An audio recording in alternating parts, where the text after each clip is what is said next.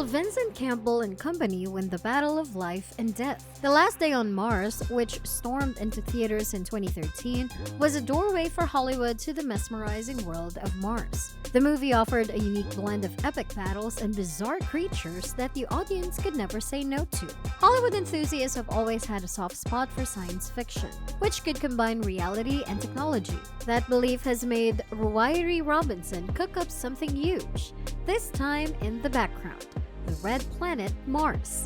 He took up the challenge of captivating audiences with Mars's imaginative world. But could he hit the jackpot? The Last Day on Mars was a different take on the sci-fi genre of Hollywood.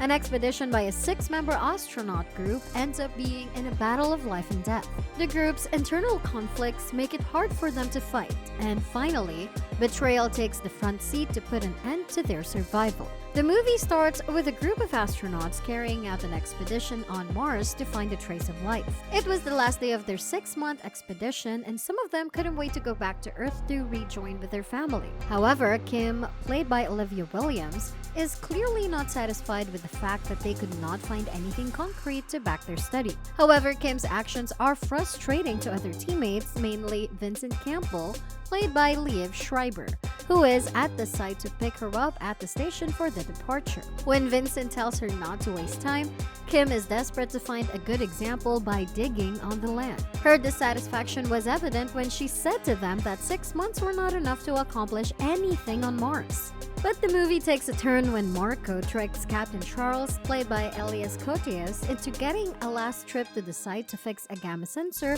before Aurora comes to pick them up back to the space station. Captain Charles allows Marco to go without knowing the disaster that is waiting for them at the site. He urges Marco to take Richard along with him. The viewers are as surprised as Richard when Marco reveals that they are going to pick up a sample called microscopic anomaly. Things get even worse when Kim finds out that Marco was lying to the crew not to share the credit for his discovery. But what was waiting for him on the site was huge. While digging the sample from the site, the ground under him shakes and eventually collapses, taking him down. Richard's attempt to save Marco fails, and finally, Charles and Lauren reach the site to help them out.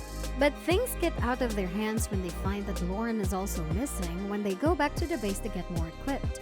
Even though Vincent straps into the pit to find Lauren and Marco, he miserably fails. While the rest of the group was hoping for Marco and Lauren to get back to the base, they encountered someone who looked like a reanimated corpse. That is when they realized that the microbial anomaly had turned Marco and Lauren into zombies. Now, is it a battle between zombies and humans?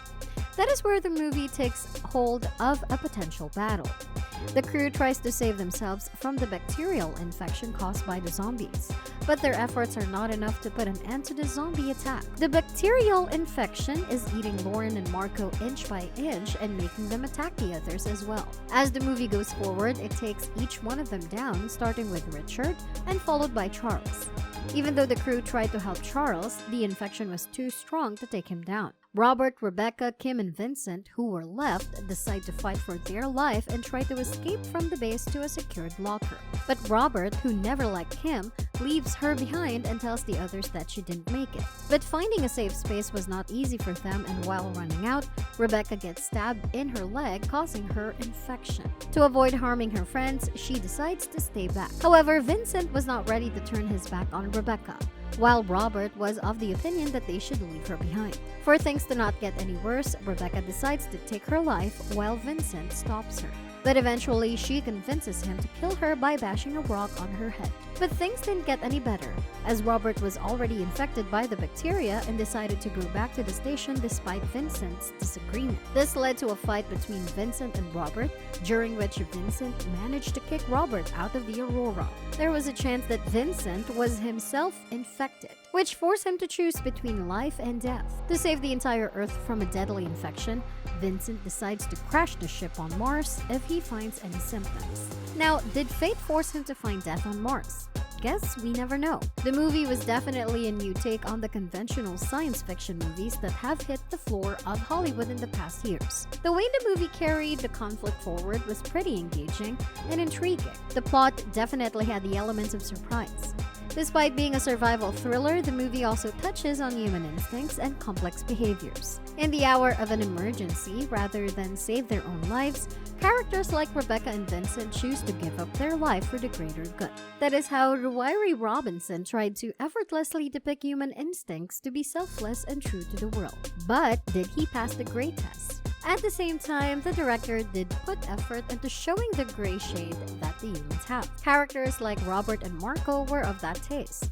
Despite having a chance to save Kim, Robert chooses to leave her behind just because he is not a follower of her ideologies. Robert never liked Kim, and that is pretty evident from the scene where he urges Charles to scold Kim for her behavior when she says Marco died because of his actions. Everyone on the crew was pretty aware that it was Marco who betrayed them and ran towards his own selfish motives. Above all, he was the major reason for the bacterial infection to take the lives of others and pose a threat to the Earth. When Kim acknowledged that fact, Roberts chose to ignore her and finally decided to push her into death. But what difference did the movie bring? While all the sci-fi movies so far in Hollywood generally put their head on the survival aspect and the action sequences that complement it, this movie tried to incorporate gentle human nature into the plot. Rather than confining itself to a battle of life and death, the movie also tried to leave a mark on the decisions that we make for the greater good at our own cost. The plot was tightly packed, with no room for confusion. Because of science fiction's technological nature, it often becomes hard for the story writer to keep calm while writing it. But the human touch given to the storyline was enough to sideline the complexity that comes with science fiction. At the same time, the plot could not help much in building the characters. The prime reason for this is the duration of the movie, which is 19 minutes.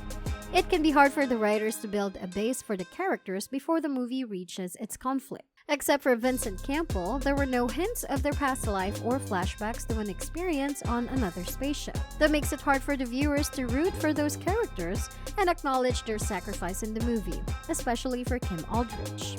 Despite being a strong character, she couldn't make a huge impact on the audience due to the lack of screen space. When it comes to the making of the movie, some areas lack precision and clarity. While giving immense attention to the setting of Mars, the crew somehow skipped the impact that they had to bring in the zombies' appearance. The element of scare was somehow missing among the zombies, who were supposed to be a potential threat to the whole world. But the realistic approach toward the sandstorm, the desertic nature of Mars, etc. were commendable. The sequence where Vincent stops Rebecca is an affirmation of the same. The sandstorm played a major part to complement the emotional standards of the sequence. Being a low-budget movie, the way it was executed and delivered was very effective.